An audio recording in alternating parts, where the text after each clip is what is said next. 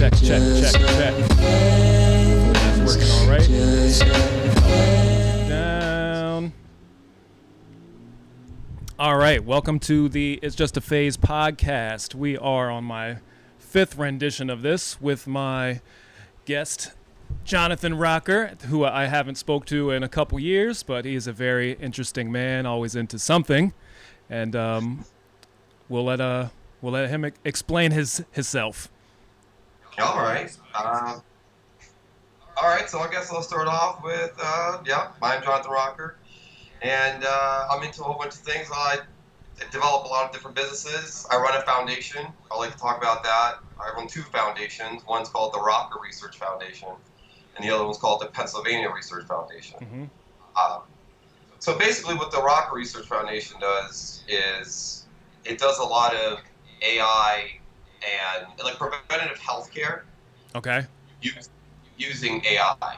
So what we're trying to do is whole genome sequencing, right? You would whole genome sequence someone, and then the AI that I've developed would basically run through the whole genome sequence, right, and then find little sequences that are diseases, and then it'll show them to us. So it'll show what we would do is we would just swab someone, right, and we would run it through the program, and then when it finds the diseases, what we do is we have another one. This is pretty interesting.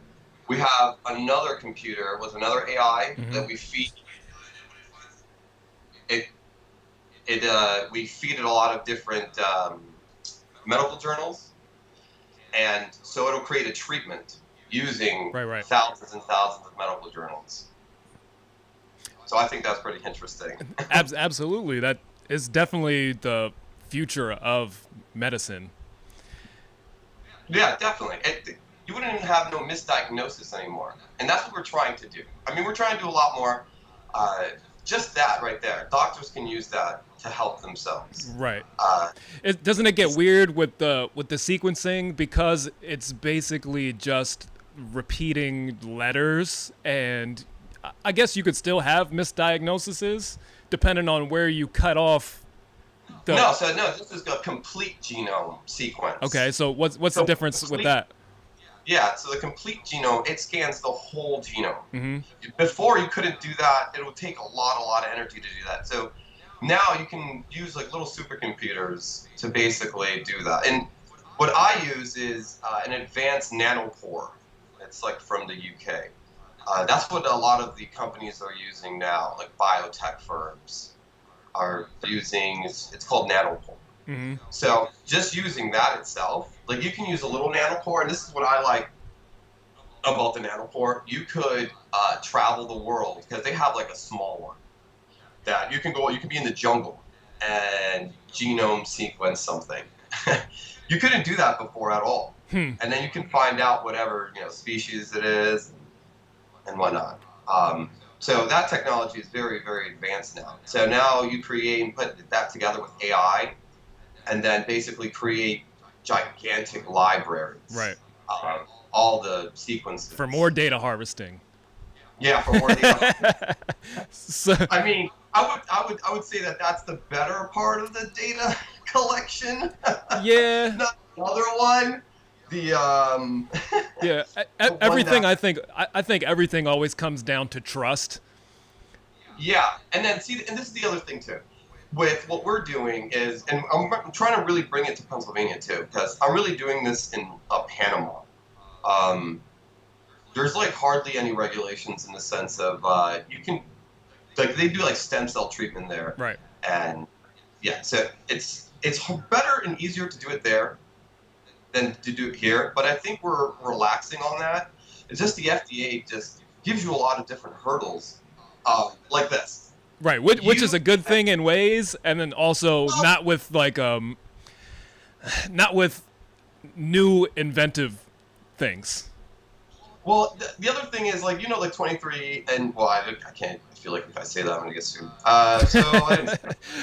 So those other genetic companies. Right. I didn't finish that statement. those other genetic companies, what they do is they sell that information Right. to the government, and see that's where you don't do that. That's you draw the line there, because like how could you do that? Like how could you get that person's genetic information and then just sell it all? That's why I haven't done any of those other companies either, because I'm interested in knowing more, but I just don't want them to have that information.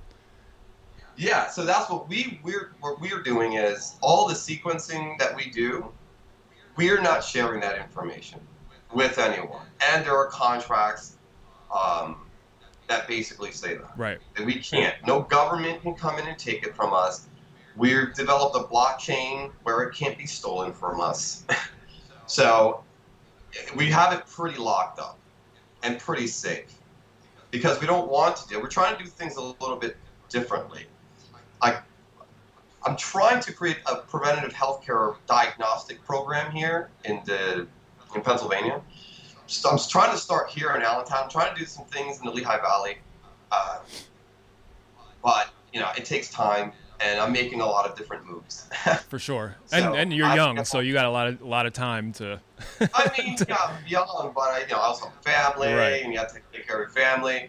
But the amount of projects I work on and the people I have to talk to it's insane. Like I'm doing a graphene company where we're basically producing graphene, and that takes a lot of time to develop. Right. And a plasma gasification where we take actual garbage and turn it into electricity. Mm-hmm. That takes a lot of time. So I'm sitting here developing new things and trying to, before I come out with it here in Pennsylvania, I want to have a good foundation. Right. So I'm getting everything in order for the release of it. This is really random, but I always had this idea with electric cars. Why haven't they used like the tires as turbines to generate electricity within the car? Yeah, yes. So they've always thought about that because you can, the alternator. Right. Basically, you can generate energy. It could be self-powering. Right. Basically. So I don't know. I mean, a physicist would know that a little bit better. But I've had that idea as well. It's like, why can't you just do that? Like, why can't you just basically take the alternator and then have it self-powering? Right. Or for it to just power the battery. Right. I'm sure it could. It's just an alignment of things. It's like you got to sit there and be like, oh, okay, so it can do that. It can 100% do that. So I mean, it's more or less. Do they want to do that? Yeah, I don't know. There's no financial incentive. Then you're not plugging it in. They can't do any deals with electric companies. It's just like I don't know. Yeah, and I'm all about that renewable energy because a lot of people. You think solar and things. I'm saying vertical wind turbines. Vertical wind turbines produce a lot more electricity. And then if they don't have to be that high, if homes had them, you can produce a lot more electricity for your home. Yeah. So I don't understand why a lot more, because solar's pushed a lot. Right. But not vertical wind turbines. Because they're thinking like the regular ones, and then they're thinking, oh, they're gonna kill birds. I'm like, no, this could be not that high from your house, and they look cool. There's like really unique designs on the wind turbines, and they can produce so much energy. Absolutely. I thought of stuff like they have. I remembered watching something about something you could step on that takes the electricity from your movements and transfer it. That's like the the Rick and Morty episode. Yeah, I don't know. I don't watch that show, but so it's funny that it was on the show on Rick and Morty, where he basically develops a universe to power his car, and the way that they power, where he gets this energy is this these species of people, they are aliens. They're like Google something, like they just step on these little things where it produces energy. Right. Yes. Right. So That's laughable, but I saw it. I always thought, why can't you build that into floors, or why can't you use like the weight of a house in its foundation? Yeah, so I saw a company trying. I thought it was a joke at first, but they're trying to come out with that, and I started laughing because I thought it was a joke, and I was like, oh, I saw that on Rick and Morty, and did they take the idea from this show? And I just started laughing. Yeah, but I don't know. Like, I just think like ideas are out in the ether and they like just come to you. Certain people. Absolutely. And I feel like the people here, especially in our community, there should be, and I've been trying to do this as well, like get a think tank of people. Yeah. You sit down and you get a whole bunch of people to think about a whole bunch of different things. I would love to be part of a think tank and get paid to think about stuff. Yeah. Well, and that's the thing. Like, you can create a community-based think tank where there's like membership, and you can make your ideas come to fruition. Right. I mean, there are a lot of ways of doing it. It's just you get the right people together, right? And you can make products happen. I mean, realistically, I do it by myself, and then I have a team of investors, and then I collaborate with other scientists. But for the most part, I research. And that's what I mainly do. I'm a research scientist, basically. I research everything, and then I try to improve on existing ideas, and then I go from there. Or I try to, create my own ideas. Yeah. I feel like when I come out with ideas, and then I see them months later, like some other company is trying to do it. Right. And I'm like, oh, what the I get all upset. I'm like, oh my God, if I would have just moved on it faster. Yeah, I have that same issue too. Like, I think I'd said it on my previous episode. You're not in the music world, but like a year or so ago, I had this idea for a more streamlined way to clear samples for producers. So I was like, I know you could do it, and you just got to have the website and the infrastructure, and you got to have deals with lawyers and publishing companies. But I know someone's going to do it, but I have this idea, and I'm just like building it in my head first. And then like 6 months later, somebody comes out with it, and I'm like, all right, I guess I'm a subscriber now. So yeah. You're a subscriber to your idea. Yeah. Like, I told my wife all about it. I was like, somebody's going to do it. I know it. I don't know when, but I know if I did it, it'll make money. And if somebody else did it, I'll be a patron. And here I am. Yeah, and also to come back to, we were talking about that data, and people take that information, and we have all these devices that listen in. I feel like, I'm not conspiracy theory or anything, but, people come up with ideas a lot and just like speak it out into the world. Right. Things are listening. Yeah. And I feel like that gets put, and that people are like, "Oh, that's a good idea. Let's run with that." Yeah, for sure. I would not doubt it. I would not doubt it at all. Yeah, and then you're sitting there, you're like, "Wait a minute, I just thought about that. Didn't I come up with that idea?" I get ads sometimes for something I was thinking about. The algorithm. Like, I didn't even say it out loud, and then it'll come across my screen, and I'm like, what the fuck? Those are predictive measures. Yo, like, it's not anything like I've looked for before or that I've spoken about, and it's not something vague. It's like something like specific. Specific? Yeah. So it's a predictive model of an algorithm. It's like it'll show you from all of your movement. It gathers of all of the movement that you do online. They can predict what you're going to do. That's the predictive model. Yeah. And they get better at it. Oh, for sure. So it's like they're almost forcing you to think what you're thinking. Yeah. It's a little bit. I think it's a little bit like that too. It's a little bit of both. It's like you're trapped. It's like they're putting you in a little box. It's like you can only make these decisions, and then they're shortening those decisions for you. Right. It's like you can't even think outside the box anymore. It's like, no, you know why? Because this is convenient. This is easy for me, so I'm gonna keep picking this choice. Right. Like I'm gonna keep on ordering from Amazon. It's easy. It's convenient. Yeah. I think the scary thing is that it's kind of always been this way, at least through modern times. Like they've always given you options of where to go in life and set the parameters from here to here.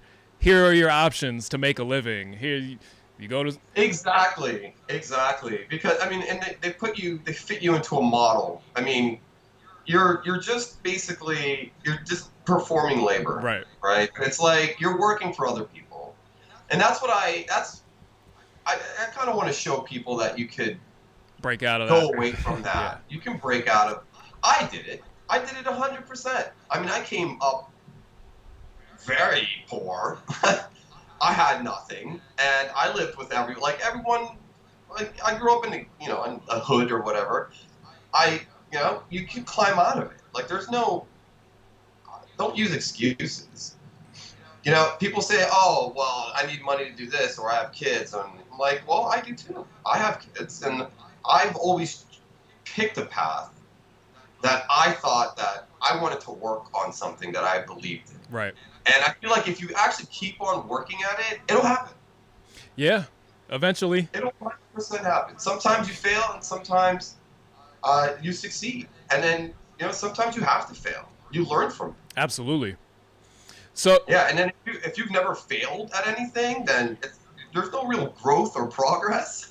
You're just so good at everything that you can't fail. No, you have to fail. You kind of want to learn. Right. It's no fun if you just like are immediately good at things right away, and you never have to try.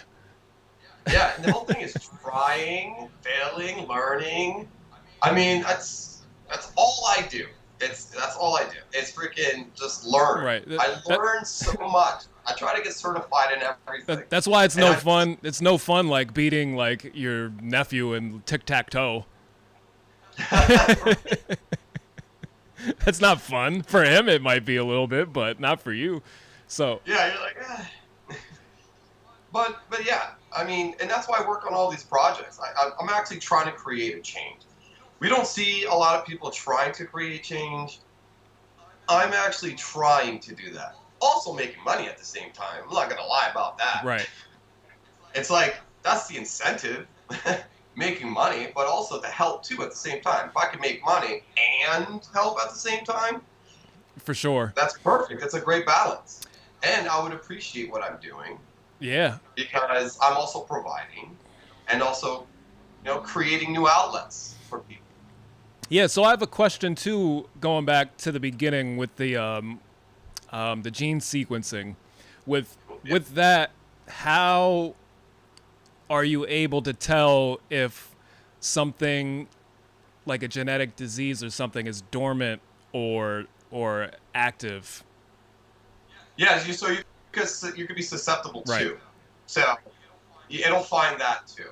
So there's gigantic libraries of information that others like you collab with other scientists, and then they'll share libraries with you, and then there's sequences, and those sequences they'll pop up.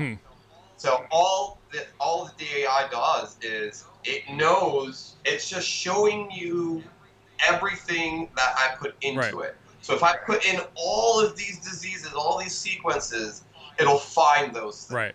And then it'll pop up and give me an outline of it. So then eventually you'll have like something that I'm looking at now. You can't see my screen or anything, but I have like the microphone channel, music, and the camera, and not all of them are on. So you could build like a sort of software to where it recognizes those things, and you could see that sequence is there, but it's turned off. Yes, I know exactly what you're Right. saying. Yeah, so it's like, oh, this can be a concern. Right. So it's like this is about to be something, So that's what you would bring up, and that's the preventative part of it. It's like, look, it's not there, but it's going to Right. be. So you need to rectify that somehow by, changing your diet or gene therapy. I mean, there's a lot of different things that you can do. Yeah, one of my friend's brothers, you had mentioned what's the word What? what's the procedure that you were saying you could do in Panama that you Oh, the stem yeah cells. he had stem cell treatment. I guess some places in America you could do it.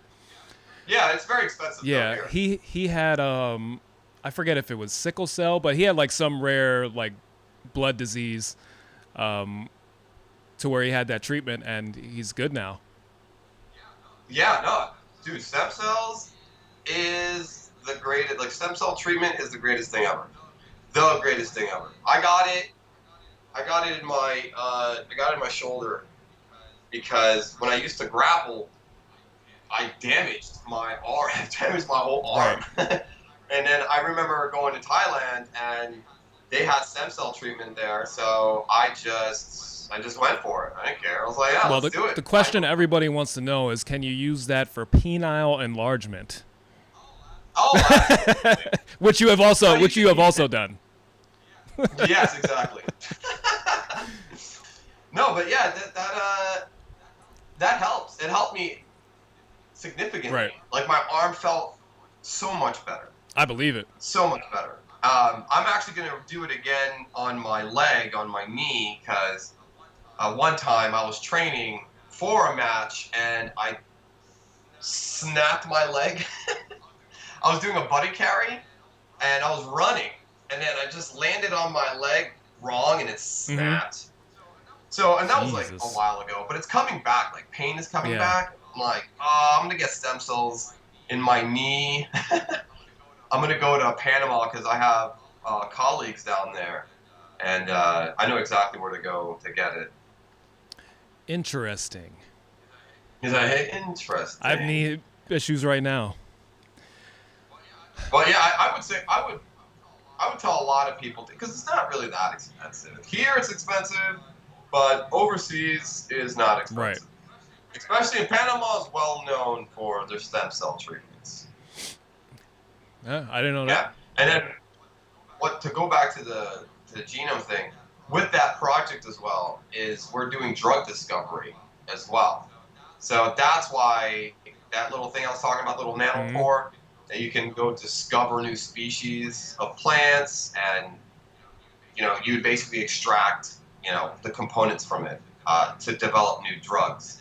And then what I want to do with that is, because to create kind of an over-the-counter, like we have like pain medication, right? We got the Tylenol, we got all like Advil and stuff like that, which are not beneficial for you. No, but cocaine. Right?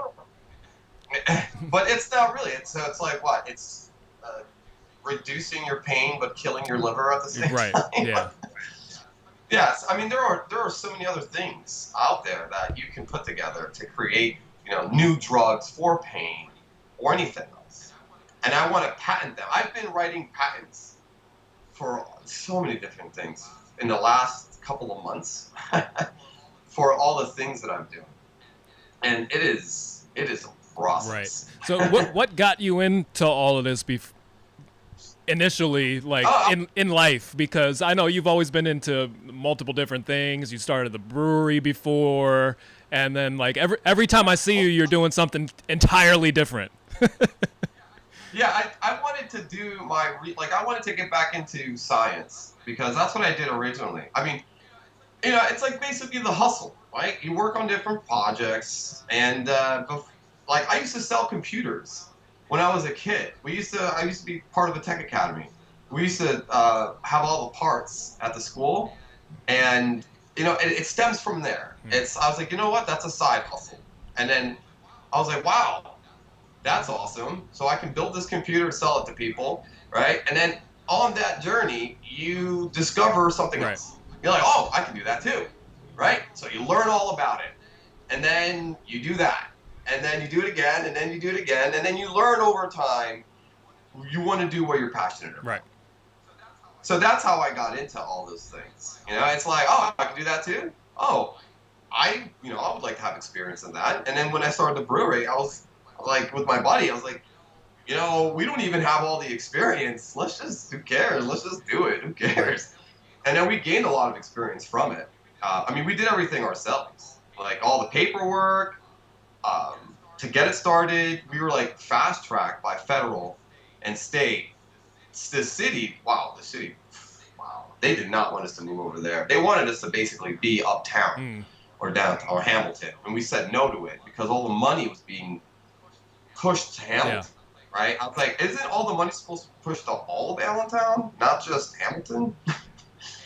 And they didn't want to do anything on the south side. So we're like, we took a risk, that's what you do. You take risks. People ask me all the time, they go, oh, how did you do that? Aren't you scared to fail? I was like, no, I like to take risks. It's either you make it or you don't. And you don't, you learn from it, like we were talking about before. But if you want to be well off in life, you got to take risks. Absolutely. I've taken risks, and it's all worked out. And when it didn't work out, it still worked out. Yeah, it always does. In a way, it's what you take from it. And do you just quit after that, even when you do fail, or do you just go, all right, well, move on to the next thing then? Yeah, and people, it's that risk factor, but people, they tie money to it. So they go, oh, that risk is money. And if you don't believe in what you're doing, then it's like you're not going to take chances. You're going to just work the grind. And, that's going to get at you. It's going to pull away, and you're going to resent it. And that's why a lot of people are upset with themselves. It's because they're working shit jobs they don't like, and they don't want to do anything. It's hard for a lot of people, too, to get out of the cycle, because you go to work, depending on your job, you're tired, you come home, you deal with your family and whatever else you got going on in your life, and then you go to sleep, and then you wake up and do it again. So when are you going to have time to break that cycle unless something significantly changes in your life? Breaking that cycle is taking a risk. Well, yeah, risk. for sure. Absolutely. Yeah, because if you're not going to, jump out of that cycle, then you're going to just live for someone else. Yeah. What do you think about there's a concept of the IQ communication gap. Have you heard of it? And what's that? To where, like, if you're so many standard deviations away from the next person, you essentially can't communicate with them in a meaningful way. That's a complete lie. No, because I have, and I didn't want to toot my own, but I have a high IQ, and I can talk to everybody. Everyone. It's because the way I grew up. I understand that deviation factor in this way, the way that you process information. Right. Like when you're talking to someone and you're talking about an issue or a problem, the way that you break it down relatively quickly because for you it's logical, and you're like, but then it's how you present it to them too. I call it speaking retard. I could speak retard also. I don't think a lot of like super intelligent people can do that in a way. They almost like it. That's what makes you intelligent. It's like if you the word genius too. If you can't break something down and make it easy for someone else to understand, then you can't consider yourself a genius. Yeah, I think there's levels of autism like Elon Musk and them that have a more difficult time. Yeah, they have a more difficult time with doing the No, yeah, but I definitely understand it because when I do talk to a variation of people, all different kinds of people, I have that problem too sometimes, but then I have to kind of take it in and be like, all right, I have to present it this way, or I'm going to come off like an asshole, or like I'm condescending, and a lot of people think of me in that manner. Like some people, they're like, oh yeah, he's an asshole. I'm like, No, that's the perception I give off because I'm trying to explain something to you logically, but I'm an asshole Yeah. because I'm trying to solve your issue. I share your pain with that 10,000% because No, I know. And then you have to and that's what I hate. I've learned now to say fuck it. But there's that modification that you have to do to yourself to basically fit in. And I'm like, I'm tired of right. it. You know, if you can't, it's like, why am I appeasing? Why am I doing that for you? Who are you to me? I'm sorry. So, no, it's either you get on board, and if I say something to you, you be the bigger person, a smarter person, and take it as I'm trying to help you. Don't take it as, oh, he's an asshole, and you become a victim, right? Yeah, Like, yeah. I'm tired of all of that. I'm tired of all of that. So it's like, you know what? Fuck up. Now we're living in a world where it's moving very fast. Yeah, we're in for a ride. Yeah, and if you're not doing anything to put yourself in a position where you're going to survive it, then I'm sorry. Yeah, for sure. I can try to help you and try to explain something to you. It's like, yeah, you should be doing this. Yeah, you should be. How? Look, I can give you a plan to do that, but if you're not going to consider, like, I can't, like, give you a plan and then you not do it. Right. And then, or you half-ass it, fail at it, and then blame me for it. So, no. I just go straight to mockery.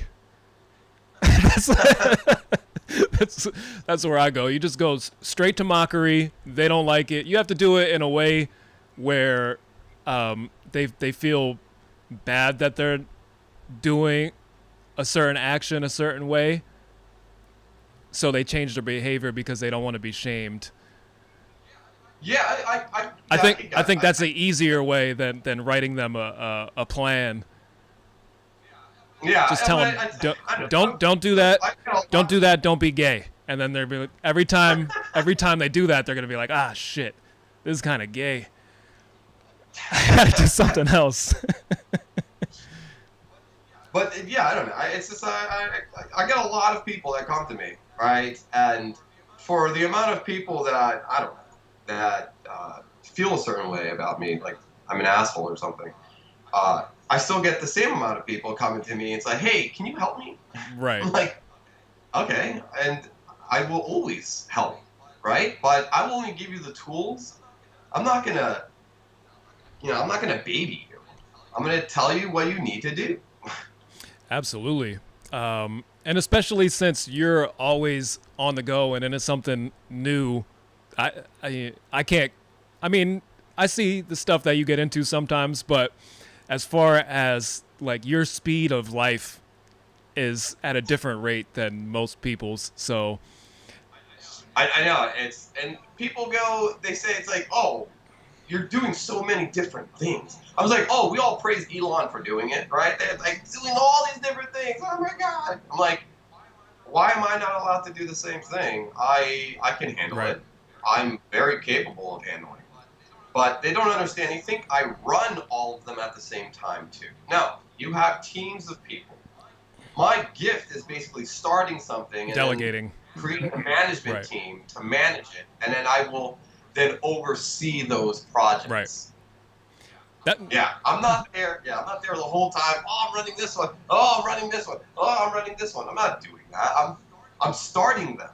I'm starting all of these different businesses and then putting people in positions where, you know, they have jobs and they can help with a project. Yeah. And then I come back, they have an issue. It's like, all right, I developed this. I know how to fix it. Yeah, that's the way to go.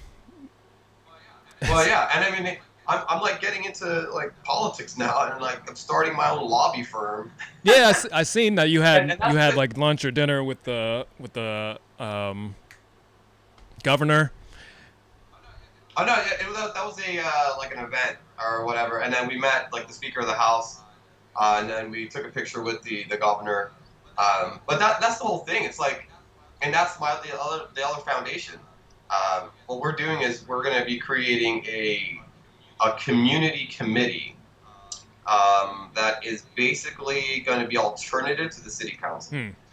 So it's like basically a better modification of it, because the way that it's going to work is we will have the whole community come out, right? What do you want changed, right? If you really want to speak on it, there are certain things that they want to change, right? They have crime, schools, infrastructure, all of them. Okay, what is the city or the local government doing? Right. Where's that? Where's all the money going to, right? Like, do we actually know where it's going? No, I know where it's going, but Yeah, well, so we can all speculate, right? But what we want to do with this is we want to create a community committee that basically it'll be one public, and then the other committee is going to do like the legislation, the formation of things, and then hand it off to a lobby firm to push it in Harrisburg and in DC to actually make change. And I'm like, why hasn't, I know that people, they have the ability to do that, but I don't see them doing that. And I actually just want to do it. And then it's like giving power to the people. But let's see if they actually want change. Yeah. Let's see if they really wanted, I don't know. I'm of the belief that there's really not a political solution to most of people's, or what they think are issues. There's certain things you could do, but as far as making the community better, people just have to not do crime. just don't do it, and your community will get better. Yeah, you could try to fix it from a younger perspective, like from education standpoint. If we had better schools, then we would have a better community and whatnot, because we would have better, responsible, educated people. I think that's also a personal problem. I think if there's better students, the schools are better. Because most of the quote-unquote bad schools, they get a lot of funding, and it doesn't improve them at all. It's up to the people in the schools. And that's not to say that they can't be improved upon via different curriculums and better teachers and... But it's also they forget that it's the environment that make people. Well, the environment is the people. Yeah, but when you create an environment of like poverty, or even like we were talking about jobs you can't escape, that all contributes to that. Well, yeah. So changing and modifying how a community functions, I believe, could make a difference. But you got to know, and you got to get everyone on board. And that's what's difficult, getting everyone on board, because everyone's fighting each other. For sure, and like I said earlier, I think it's the same practice in business that it is for social issues too. I think it's all about trust. If you have a high trust community, then things go a lot smoother. And it's the same way with business. If you trust a business, you have no issue giving them your data. Yeah. But with the community, it's like it's a difficult thing to get them to, because it's almost, I feel like they're almost selfish a little bit. I don't want to say a little selfish, because it's like, what are you going to do for me? Try to make a better community for your kids, for them to grow up in a better place, essentially.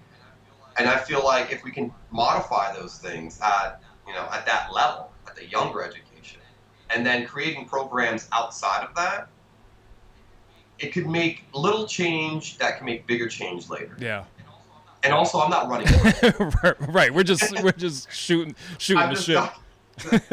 Yeah. Because I'm not. No, because everybody thinks about these issues, so it's not anything that you have to be running for. It's just... No, but it almost comes across that way sometimes. Right. And people are like, "Oh, I'm not running." No. I just want to create programs that will help the community in some sort of way. That's why I have the foundations, nonprofits, to basically start these programs. And that's what we're doing. We're basically going to be launching that soon. I was talking to Stefan, right. Stefan, Jonesy Walker. Mm-hmm. He's on my board. And we're seeking out other people to be on our board for the foundation to basically, and that's where the think tank comes in Right. too. We're basically going to put all these people together, come from different backgrounds to basically make change in some sort of way. Can I be your propagandist? Yeah, probably. But my avenue is the preventative preventative diagnostic healthcare. That's what my input is. That and a community wealth fund. Those are the two things that I'm interested in doing. I mean, I'm the one who developed it, and I just want to get teams of people to bring their own projects in to see, like, what can we do here? What can we do there? That's actually going to make some sort of difference. Right. Because we're not going to change anything. Like, even the simple preventative healthcare thing, like, I was thinking about starting it here, just checking people's A1C, running a urinalysis test, simple blood pressure, just that, right? If you do that monthly, right? If you created a program where people can come in, create like some sort of subscription plan, but make it very affordable, that would actually change a lot. Just always coming in and getting an A1C check, a urinalysis to check your liver and kidney, see where your levels are, and your blood pressure, and then modify, and just writing it down, right? And then creating a model, right? You come in for a year, let's see where you're at, and then you can do something with that, and then you can. I gave, like, see this in the back. I have a home lab. I built a home lab, and then I have another real lab, and I have these things here, like because I'm a certified lab. I have a urinalysis machine. I have an A1C machine, and these are all the machines that they use in the hospital. And then, just for the fuck of it, I was like, some of my friends, they didn't even know. I can't mention their names. You're collecting your friends' urines? No, yeah, it's like, hey, pee in that cup. Yeah, I'll show you right now what your levels are. They actually use the bathroom. They don't just whip it out there and start peeing in a cup. Now, but some of them didn't even know that they had high levels of A1C that basically make them diabetic, and they didn't know that, and they could have just went off and not known, and then it would have progressed. Right. And then I was like, you need to go to the hospital and create some sort of plan. You got to eat differently, but they didn't know that preventative healthcare, preventative diagnostic healthcare. Yeah. That simple thing right there helps. For sure. I think that's more of the way I think it should tend to in the future, especially because the mainstream scientific and healthcare community has lost so much trust over the past couple of years. Come on. We know that a lot of the hospitals, you say healthcare, but just say hospitals are owned and managed by what? Wall Street. And that's just a fact. Yeah, just the whole process of where we have all these commercials for medicines, and then you go to the doctor, and just the idea of, tell your doctor about Bictruda or whatever. If I have to tell my doctor a medicine, he shouldn't be my doctor. Exactly. It's a business, right? So just realize they're not there. I'm not saying all of them. People have private practices or doctors are trying to help people. I get that. But they're also stuck in the system where they have to work within a certain level where they can't deviate from that. Or they're not they're not a doctor. They lose their license. Yeah. So that's why I'm trying to go about it differently. I mean, I had a chance to become a doctor. I said no to it. I was like, I just want to be a research scientist. That's it. Because I feel like that's where it all comes from. And you can create new, modern technologies and programs that are alternative, not alternative medicine, but alternative to the doctor's office. And this is not demeaning them. It's to help them. If I created a program that would help doctors basically tell them exactly what this patient has, then they know how to treat it. Right. Much easier, much better, faster. Yeah, you're where it's at, because I think instead of you becoming a doctor and doing what you're doing now, you will become the doctor. What they're going to become is a glorified pharmacist. For not for the really good doctors. Yeah, the specialists. Right. Remember, there's the general doctor, and then there are specialists. Yeah, so I'm saying like the doctors who have to be told about whatever drugs the patient brings them. Those types of doctors, they're just going to be like pharmacists and nurses, and they'll be downgraded, and the people who are like the head honchos are going to be people like you. Yeah, thank you. But again, that's all I'm trying to do, and I haven't like promoted it a lot, because I'm working out. I'm working it out right now, and I'm getting funding. I have investors that are involved, but I kind of wanted it to open it up to the community. But then that gets a little tricky, and I'm like, you know what? That's why I like doing everything by myself. Right. If I have more control of it, I'm going to give the community an option later to buy into it, because they're only helping yourself. I just want to start it, show the community that this is what can happen, and this is taking steps forward to better the community, because I'm trying to do it from the health perspective of it. And then also my other companies are going to do it from the infrastructure component of it, and then my other companies are doing it from the political. So I know it. Yeah, so you're just going to be in there and passing things for your own research within the government.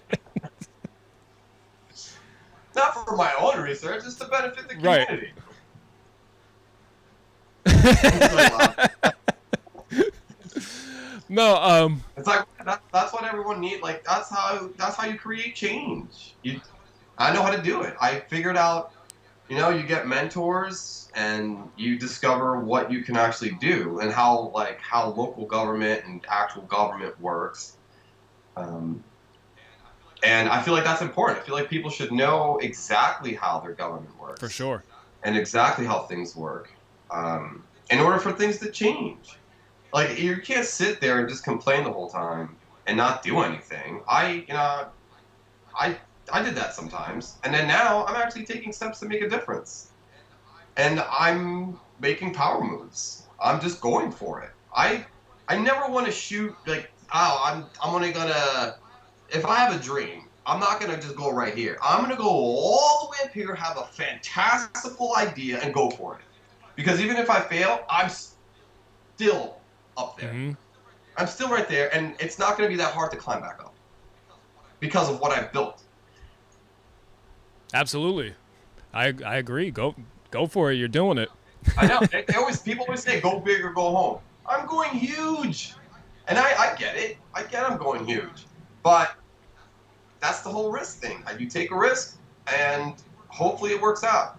But this is a risk that benefits the community as well. Not just me.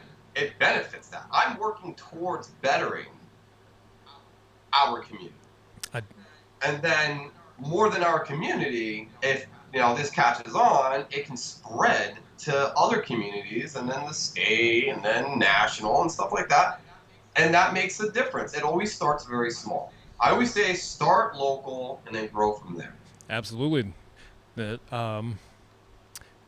something that I run across in the music scene also, is people have this two-mindedness about where to put your attention when growing your fan base or something. They go, "Oh, you got to get out of town to start a following," and then when you get out of town, they tell you, "Oh, you got to get hot in your city first," and it's like, what one do you want me to do?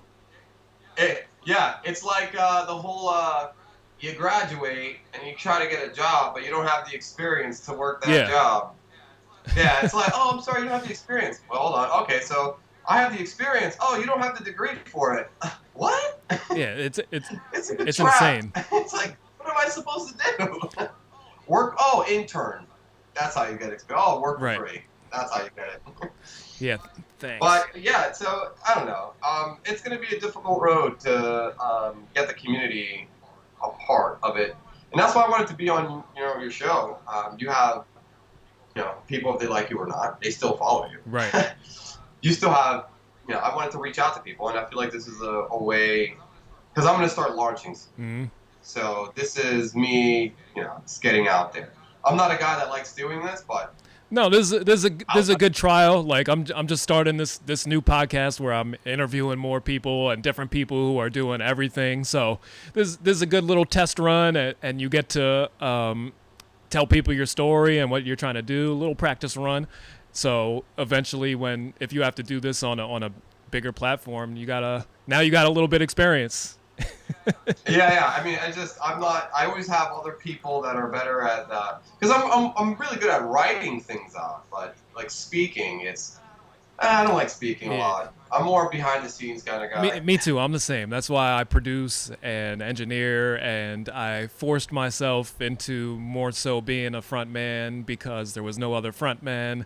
And it's the same thing with podcasting and stuff. I've been doing podcasting. We used to have a internet radio show with Josh Ramirez back in 2007, like one of the first internet radio shows that was live streamed. And I always enjoyed having little banter on the internet and doing it on streams and stuff. And I've never been the most astute public speaker or anything like that. But the more you do it, the better you get. Yeah. And then I guess I have to do that. You always think, especially if you watch yourself back. If you're a writer, you'll always watch yourself back and you're like, it's so terrible because I have these ideas now, and if I would have planned it out or written it out beforehand, it would have been you would have used a better word here, or exactly. But I guess it's more organic. It's better. It's like, I know I can write it differently. Like if you go to my website, you would see I developed all the content, and you're like, oh wow, there's a lot of content here. Oh wow, that's well said. Right. And I come on here and I go, oh okay, whatever. I'm just talking. I guess it's just organically talking. Yeah. I'm not trying to like. You don't have to impress anybody with your vast vocabulary or. Yeah, exactly. It's like, why use those? Those are unnecessary words. Those words are used for writing. Exactly. So you have to get used. You have to switch your the way your brain works into a conversationalist instead of an encyclopedia. Yeah. Like because I do like writing, so I know this is a little off topic, but I started developing a little book for my two kids. So I wrote a book, and it's basically I put them in the story of it. So as we're reading the book to them, they hear their name and they hear a storyline. And because I want them to be scientists or lawyers or whatnot, something that I like or believe in, and it's about the multiverse, right? It's about science and all these things, and they like it. So right now I was like, oh, you like it? So now I'm gonna make it into like an actual little book that they can actually, it's a physical book that they can hold, because it's just like on paper. It's like I printed out my PDF and I'm just like, oh, okay, let's read it from here. But now I started creating all the graphics for the book, and it's coming out awesome. And I sent it to my mom because she's like a teacher, and she's like, oh my God, this is amazing. And I was like, yeah. It's just for us, though. No, that's great. I love that idea. It gets them engaged and interested, and you get to propagandize your own children instead of somebody else. Somebody else doing it. Exactly. It's like, I'm trying to push you a certain way, so let's science. Here we go. You can go into physics. Or chemistry. Oh, let's talk about the multiverse. Right, and it's something physical, and especially once you make it like an actual book, then it becomes a little bit more authoritative and gives it a little bit more gravitas to them. Yeah, so and I know that people learn from like playing video games. So the book is actually gonna. I'm developing a game for it too, so they can play it. Yeah, that's Like actual like so. I used to develop games, and because I'm also a programmer as well. So, um, what is it? Unity. I used Unity to design the games, and I was like, oh, you know what? If they're going to be playing these other games, why don't I just design them my own game, that they can play? So right now, I was like programming a game, and then have my friend helping me design the characters. Like it's like 3D modeling them, and then I'm programming it, and I think it's going to turn out interesting that they can play. So it's gonna be interesting. I'm just like making like the most randomest game. And then I'm only going to improve on it, but it's going to be interesting. Those games work. I used to play computer games, interactive learning computer games when we were growing up too. And I forget the name of the game, but there was some game that was like an aquarium with fish and math problems. Damn, I wish I could remember. But I always had fun playing that game as a kid, and you're learning still at the same time. Yeah, and that's what I want to do. It's like I want to reinforce that, where if they're playing a game, it should be an educational game in the sense of like it still have all the graphics, you can still do all of that stuff, but also it's like in order to do this, you have to solve this. Oh, solve it. It's a puzzle. Solve it. Were you into computer games early? Yeah, I liked computers. Like so, it's not like the games. I like the building. I like building computers. Okay. When I was younger, I was really into building things. And I didn't even know what the hell I was building when I was like very, very young. I didn't know what the hell I was building. I was like putting stuff together. I was like, I don't know what this is, but it's something. Yeah, I didn't get into building any computers. I used to be into Legos and stuff, but I was into computers and the internet and AOL super early and.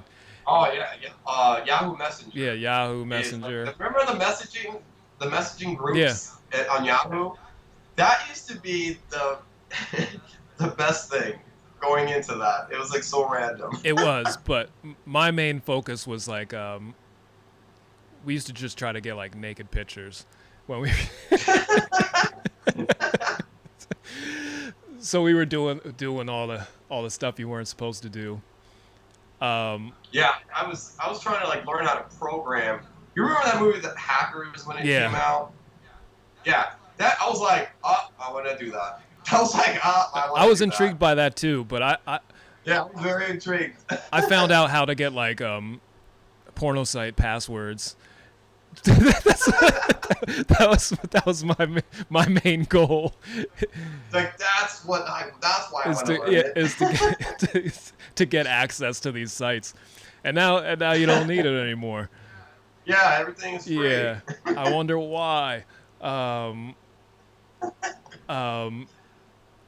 But we used to play these old games that we used to have to boot up on like MS DOS on floppy disks and stuff. So I remember a little bit of you had to know a little bit of how to code or what's the technical word for it? I don't know. Program. Yeah, you weren't programming anything, but just how to run a program from the green and black screen. Okay.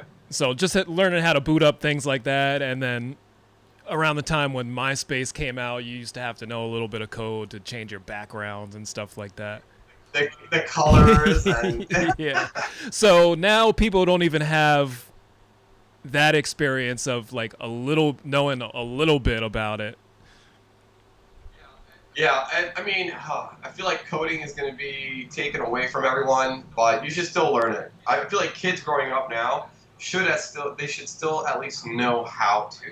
I know you got the chat GPTs of the world, and they can create code for you, but it's good to it's still good to understand. Right, for sure. And learn it. Yeah, because when AI takes over, you can develop your own program to stop it.